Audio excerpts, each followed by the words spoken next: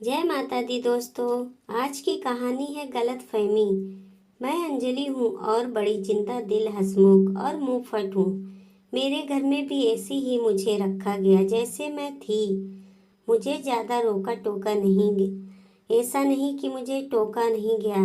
पहल मेरी mummy papa ने कोशिश की, लेकिन फिर उन्हें समझ आ गया कि मेरा स्वभाव ही कुछ ऐसा है। इस स्वभाव के चलते मेरे कई दोस्त भी बने। लड़कियां तो कम थी, लड़के ज्यादा।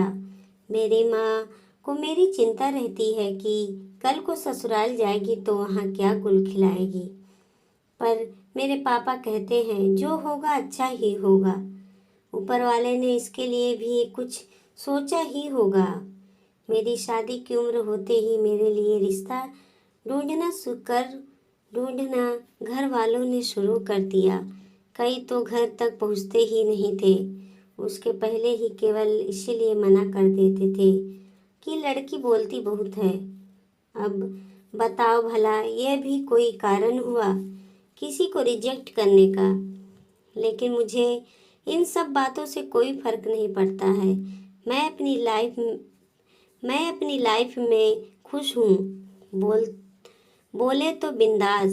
अब मैंने सुना कि एक लड़का घर तक पहुंच गया, मतलब वो देखने आने वाला है। रविवार को देखने आने वाले। और माँ ने मुझे पहले ही कढ़ाई के साथ बोल दिया है कि मैं अपनी हंसी और बातों पर कंट्रोल करके रखूं। अमित और उसके घर वाले मुझसे मिलने आए और फिर जैसा कि होता है चाय नाश्ता होने के बाद अमित और मुझे अकेले में बात करने को कहा गया। मैं कब से अपने आप को रोक बैठी थी। इतना चुप तो मैं कभी नहीं रही। फिर क्या था, जैसे ही वो आए मैंने बोलना चालू किया। मैंने सब पूछ लिया जो मेरे मन में था। कितना कमाते हो, घूमने का शौक है कि नहीं? बीच में मुझे लगा कि कहीं ये मना कर दे, पर अमित को मेरी यह बात ही पसंद आई। घर वालों ने शादी कर दी। अमित बड़ी सिटी में रहते हैं, वहाँ अच्छी जॉब है, इसीलिए शादी के 1 महीने बाद मैं भी वहीं चली गई। अमित सुबह 8 बजे ऑफिस जाते थे तो 6 बजे वापस आते थे। ऑफिस के सारे उनके फ्रेंड एक दिन हमारे यहाँ खाने पर आए। शादी के बाद यह पहली बार था जब सब मिल रहे थे। उस समय तो मैंने बात नहीं की, लेकिन जब घर में मैं वो आए तो मैंने उन सबके साथ खूब गप्पे लड़ाए। अमित के बारे में पूछा। अमित मुझसे बोल रहे थे कि यह मुझसे ज़्यादा तो तुम्हारे दोस्त लग रहे हैं।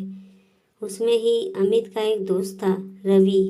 वो पहले ऑफिस में था, लेकिन अब वो मॉडलिंग करने लगा था। मैंने उसके साथ ही भी खूब बातें की।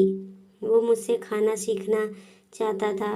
मैंने भी बोला आ जाओ, मैं तो पूरा दिन ही फ्री रहती हूँ, कभी भी आओ। अमित सुबह जब ऑफिस गए तब रवि अगले दिन सच में खाना सीखने आ गया। थोड़ा बहुत मैंने उसे सिखाया और शाम को वापस चला गया। अमित अपनी केप भूल गया था। अब अमित ऑफिस से आए तब उन्होंने मुझसे पूछा कौन आया था, क्योंकि उन्हें केप दिखाई दी। मैंने बोला अमित कल खाना सीखने को बोल रहा था, आज आ गया, अभी तुम्हारे आने के पहले गया है। उनका चेहरा थोड़ा उतरा। वो बोले अच्छा, इतना रुका तो मुझसे भी मिल ही लेता। मैंने उस समय उनकी बात पर इतना ध्यान नहीं दिया। अगले दिन जब वो ऑफिस से आए तो अमित घर पर ही था। अमित उनसे मिले, उनकी कुछ बातें हुई। जब वो गया तब वो बाथरूम में फ्रेश होकर आए और जैसी कि मेरी आदत थी मैं पूरी दिन की कहानी बड़बड़ करके उनको बता रही थी। एकदम से वो मुझ पे जोर से चिल्लाए, बोले चुप भी रहा करो, इतना बकवास करती हो। ऑफिस से काम करके आता हूँ, तुम्हारी तरफ मज़े नहीं करता। घर पर ऐसा गुस्सा मुझ पर कभी किसी ने नहीं किया था, मेरे पापा ने भी नहीं। मेरी आवाज़ बंद हो गई और आंसू शुरू हो गए। मुझे समझ नहीं आया कि उन्हें किस बात का इतना गुस्सा आया। हम दोनों बात बंद हो गए बात में। अगले दिन मैंने मम्मी को सारी कहानी सुनाई, क्योंकि मुझे नहीं पता था कि मैंने क्या किया जो इतना शांत रहने वाले अमित भी मुझ पर भड़क गए। मम्मी ने मुझे जोरदार डांट लगाई और बोला, तुझे रवि को घर बुलाने की क्या ज़रूरत थी? मुझे समझ नहीं आया। माँ बोली कि बेटा, वो अभी भी तुझे पूरी तरह जानता नहीं है और वो तेरा पति है। तू अगर दूसरे के साथ ज़्यादा घुलेगी तो हो सकता है कि उसे बुरा लगे। मुझे थोड़ा समझ आया कि उनका मूड क्यों खराब हुआ। अगले दिन फिर रवि आता है सीखने ले लिए। अब रवि को कुछ प्रोजेक्ट मिल गया था, तो 2-3 महीनों के लिए वो बाहर जाने वाला था। अमित ऑफिस से आए तब रवि को मैंने रोक रखा था। अमित का मुंह उतरा हुआ था। उसे देखकर और ज़्यादा खराब हो गया। बातों बातों मैंने बोला कि मैं बहुत खुश हूँ, रवि को कोई प्रोजेक्ट मिला है, वो बाहर जा रहा है।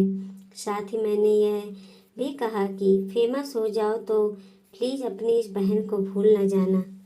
रवि बोला, अरे बिल्कुल नहीं, अभी कुछ दिन से आपकी वजह से मेरा पेट ठीक है, वरना बाहर का खाना खाकर इन्फेक्शन हो रहा था। अमित के चेहरा अब बदल गया था। उसके चेहरे पर बहन सुनकर स्माइल आ गई थी।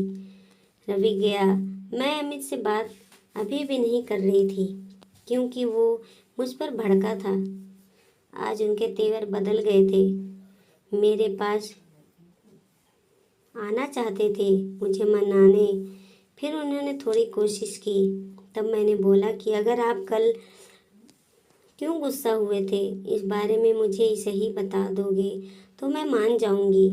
वो बोले, ऐसे ही कुछ ऑफिस में ज़्यादा काम था। मैंने कहा, नहीं, मुझे पता है। वो बोले, क्या? मैं बोली, पति पत्नी का रिश्ता विश्वास और भरोसे का है। आप अगर मुझे कुछ बताएंगे नहीं कि आप क्या सोच रहे हैं या क्या गलतफहमी पाल रहे बैठे हैं, तो मुझे पता कैसे चलेगा? मैं समझती हूँ कि कितना भी सही हो मन, ऐसे में ख्याल आए जाते हैं। आपकी जगह मैं होती तो शायद वही सोचती जो आपने सोचा।